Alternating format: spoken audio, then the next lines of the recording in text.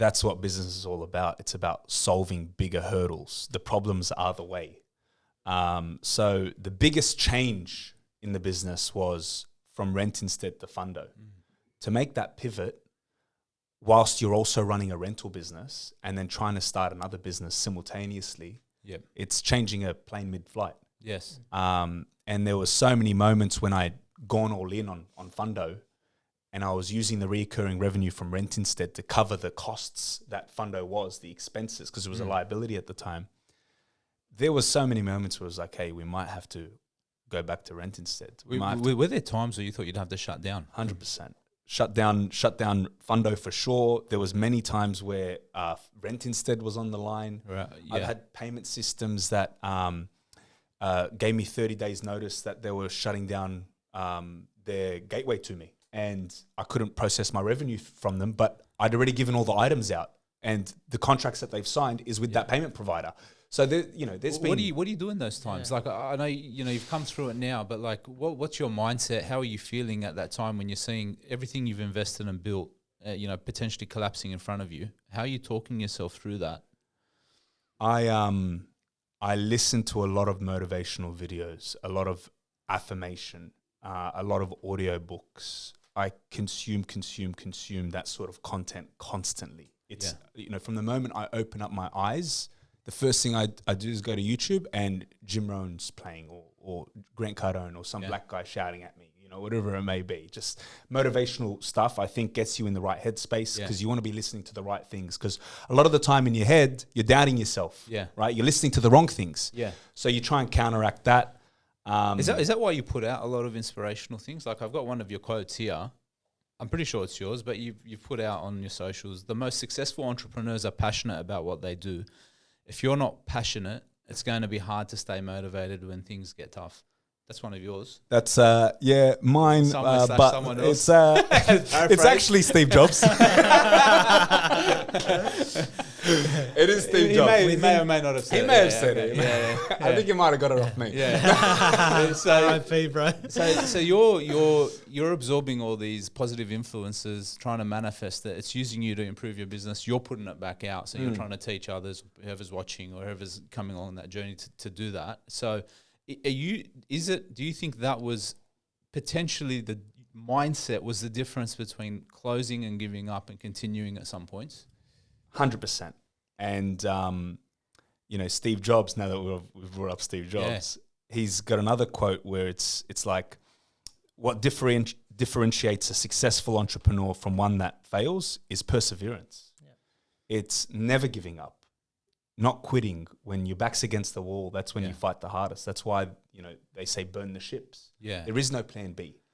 What do you guys say? I'm glad he's bringing out all these quotes. In the last 5 to 10 minutes, I have just heard Ray Dalio's principles is where you got the philosophy of heaps of upside, very little downside. That's a principle by Ray Dalio.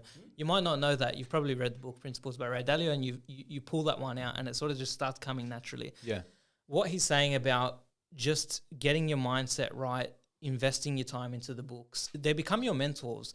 We share some podcasts and topics, the PBDs of the world, the Valuetainments, and a lot of the knowledge and business expertise that I've got, and I didn't come from a business family like Bashara did, which would have been a blessing in itself, but I did have those books and those.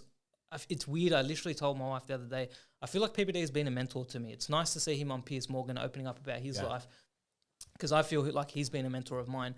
And you have the opinion, John, where yesterday we were talking and you said there's no new ideas. they're all the same, bro. All the books, they all just recycle. They all just recycle the information. My thing is, I read Rich Dad Poor Dad as a 15-year-old, and some of what you said resonated with me, because you spoke about going to uni learning nothing and then going and learning from your mentor, like really the real school of commerce or business was standing out the front of the tobacconist handing out pamphlets. And that's a bit Rich Dad Poor Dad. Like his actual dad was a uni lecturer, and that was his poor dad. His rich dad was running businesses and doing things. He was learning from someone else. So you echo the sentiments of that story. I read that book and I learned profits are better than wages. I have to go out, grow a business, and actually make money that way. I don't want to be stuck in a job or follow a usual path of just get into something corporate and be stuck behind a desk and die at my desk at 60. I learned that.